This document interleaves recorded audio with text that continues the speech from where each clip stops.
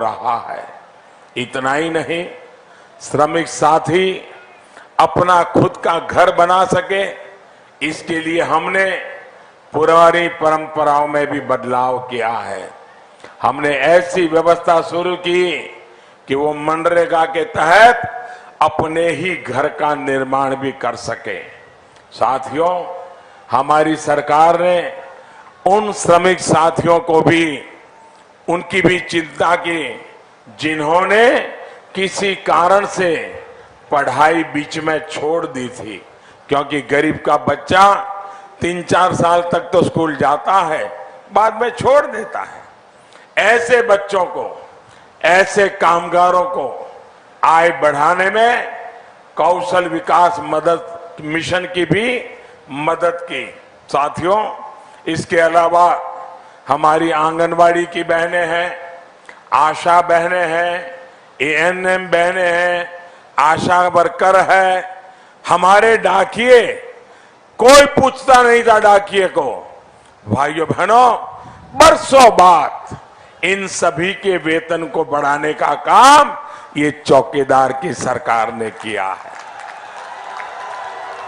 साथियों, पहले की सरकारें कितनी असंवेदनशील रही है, इसका एक और उदाहरण आपको देता हूं। जब मैं 2014 में सरकार में आया तो पता चला कि पहले की पेंशन स्कीम के तहत जो व्यवस्था थी उसमें किसी को 50 रुपया, किसी को 60 रुपया, किसी को 70 रुपया महीना मिल रहा था। लेने जाने आने का ऑटो का खर्चा ज्यादा होता था। हमारी सरकार ने आकर के एक ही झटके से ये सब बंद करके तय किया कि जिनको ये पेंशन मिलता है हर किसी को कम से कम 1000 रुपया जरूर मिलेगा।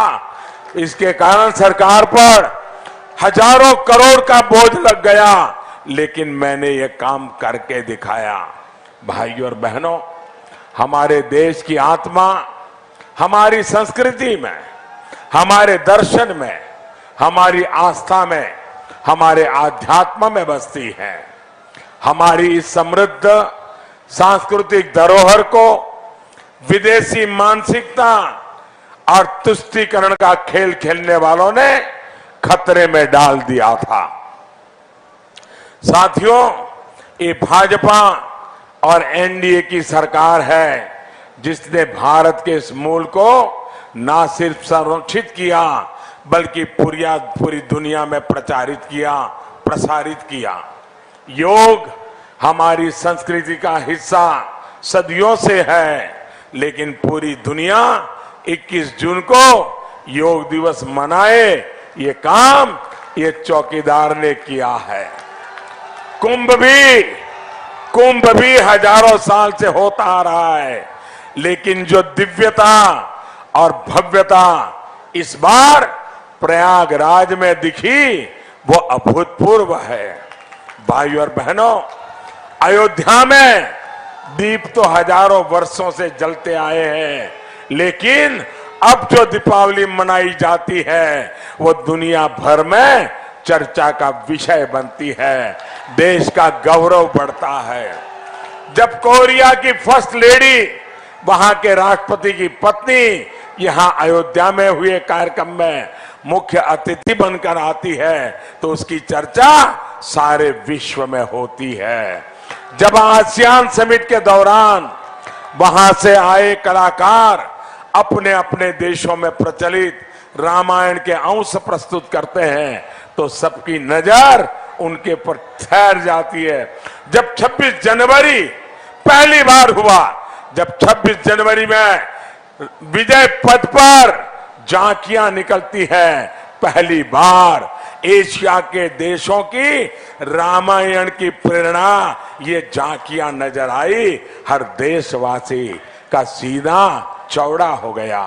और यहां जब नेपाल के जनकपुरी से अयोध्या के लिए बस को हरी झंडी दिखाई जाती है तो भी इसकी जगह चर्चा हर जगह होती है। बल्कि ये सौभाग्य तो मुझे खुद प्राप्त हुआ था। भाइयों और बहनों, अपनी इस अमूल्य धरोहर को पहचानने के लिए संवेदना की जरूरत होती है, अपनेपन की जरूरत होती है।